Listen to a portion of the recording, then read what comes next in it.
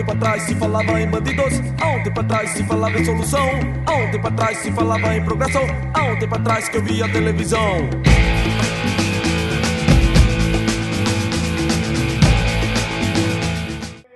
Fazer algum trabalho em cima do que estava surgindo a documentação na ICT e o problema da mudança que vem com a nova lei, né?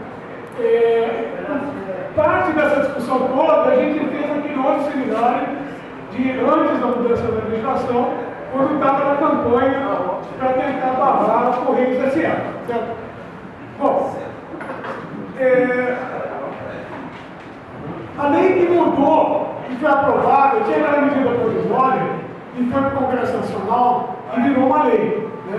A lei que mudou a estrutura do Correio, essa lei 2.409 do ano passado, né?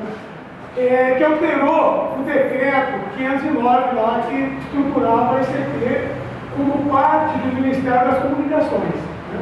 É a lei 509 que dizia que vocês eram um tipo do departamento do Ministério das Comunicações.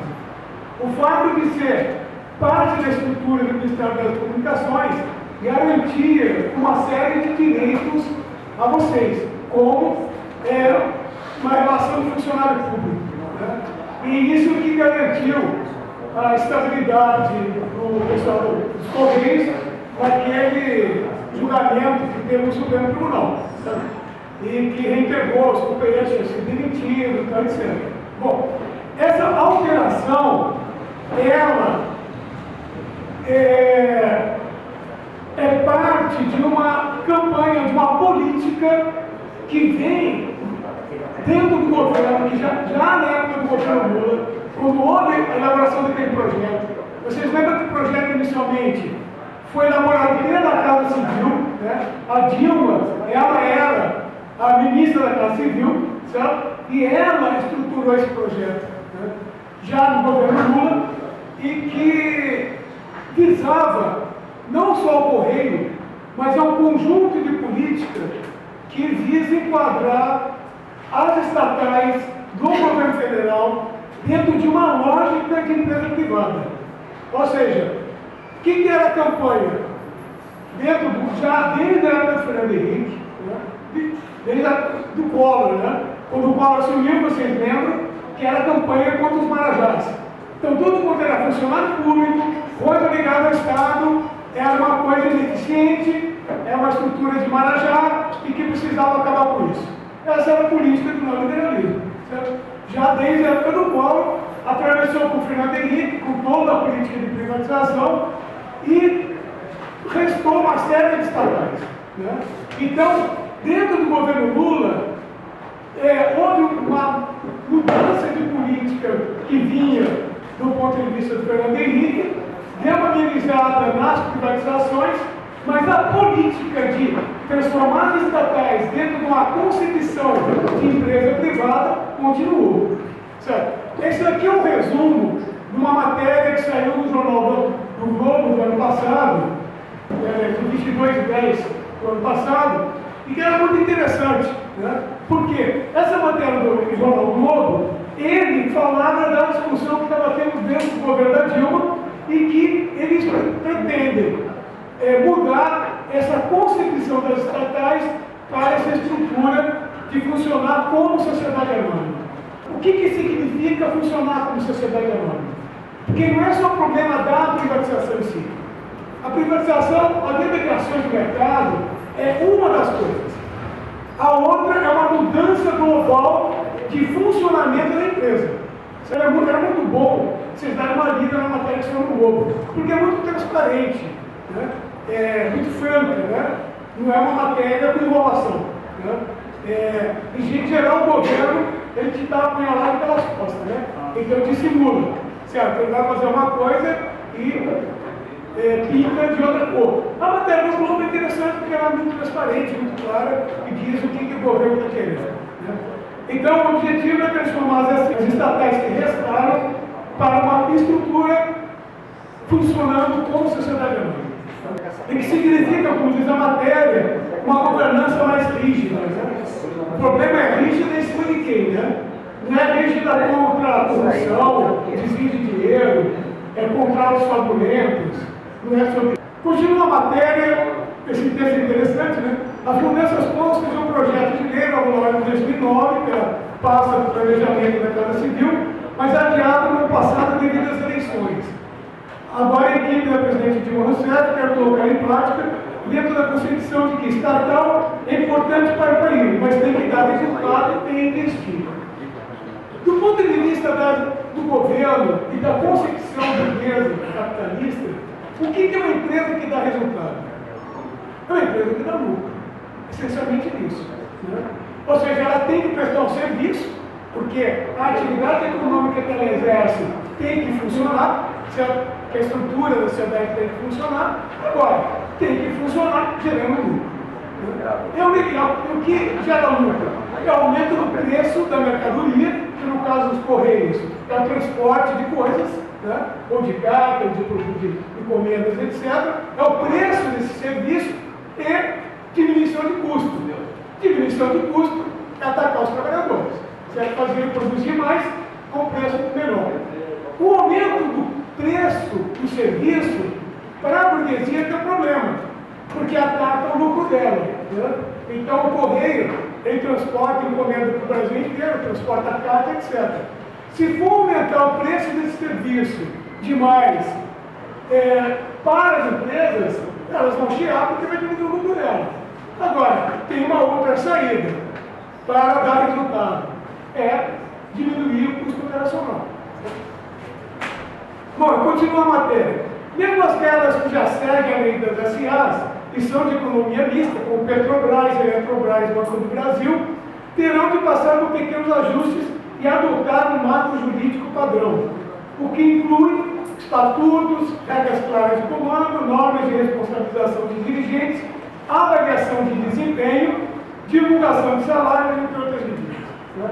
Então, esse rol de mudanças que eles também vão fazer, aprofundar no Banco do Brasil, na Petrobras, como eu estou falando, lá já tem uma estrutura de funcionamento onde não tem estabilidade de emprego, não tem nada, são SAs normais, mas eles vão aprofundar essas medidas e que envolvem essas sequências.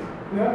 Ou seja, mudar estatuto, porque a mudança do estatuto tem a ver com quem controla a empresa.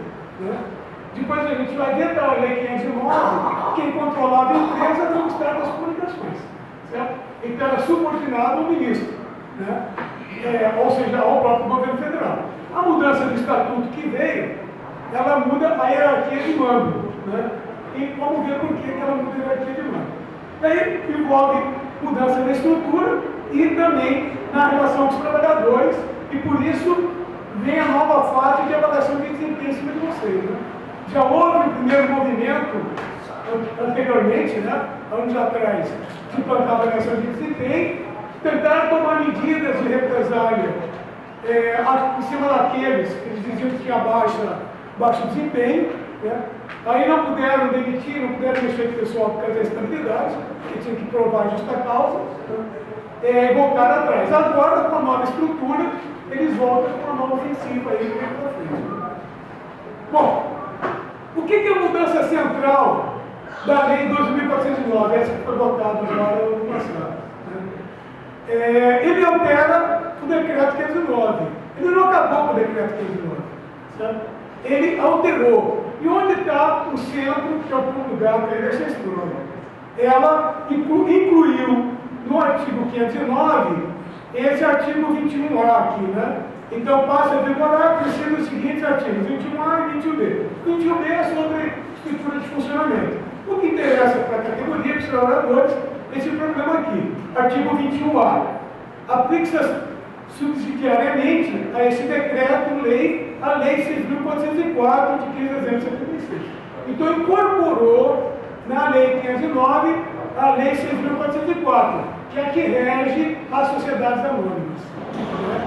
Essa Lei 6.404, também é importante ser dada uma lida, ela é meio grande, regulamenta todo o funcionamento das sociedades anônimas. Certo? Então, agora, a Lei 509, ela tem dentro dela, certo, incorporado, de que a validade dela está submetida à Lei 6.404.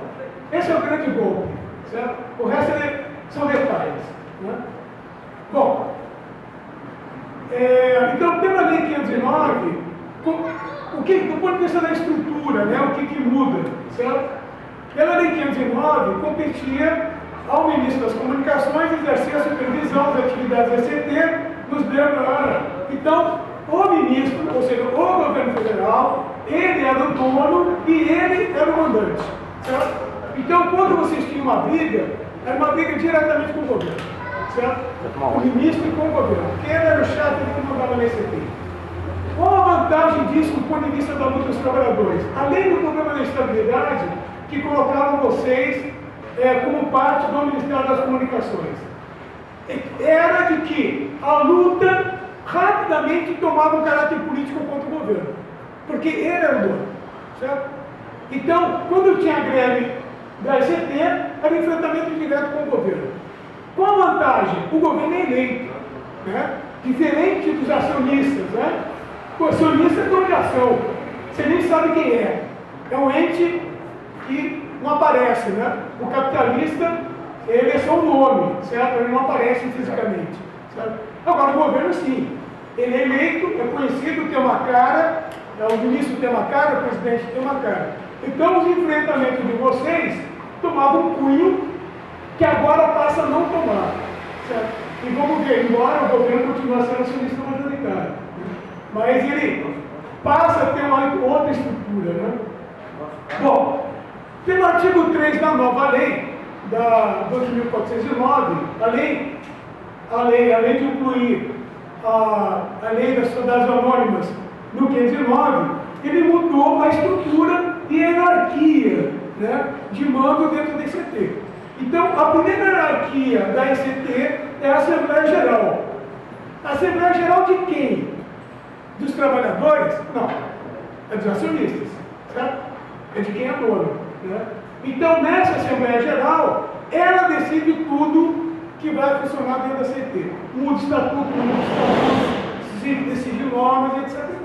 Tá? Então, é a primeira instância de decisão agora. Segundo, o Conselho de Administração, que é quem toca o dia a dia, né? Como se fosse a diretoria plena aí, que decide o que vai fazer, né? Também dos acionistas. Nos Conselhos de Administração, pela Lei 6.404, que é a lei das sociedades anônimas, na Assembleia Geral e no Conselho de Administração, tem assento os acionistas. Então, os acionistas, eles indicam seus representantes para os conselhos. Então, por exemplo, tem um fundo de investimento qualquer, né? Ou nacional ou internacional, que compra um monte de ação ali da ECT. Esse grupo de investidores, ele tem direito de indicar para o Conselho de Administração, para a Assembleia Geral, a Assembleia Geral ele participa diretamente. No Conselho de Administração, ele indica seu representante lá. Então, os representantes acionistas têm direito de indicar membros do Conselho de Administração. Aí depois vem a parte técnica, né? Que é a diretoria executiva, o Conselho Fiscal, etc. Mas tanto a diretoria executiva como o Conselho de Administração Fiscal está subordinado a esses outros órgãos, que é o Conselho de Administração e a Assembleia Geral, que quem participa é os acionistas.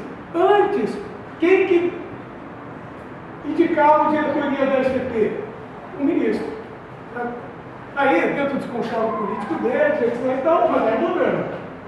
Agora é a Assembleia Geral e o Conselho de Administração, que são. Isso daqui está na lei que foi aprovada lá na 2404, essa hierarquia aí, certo?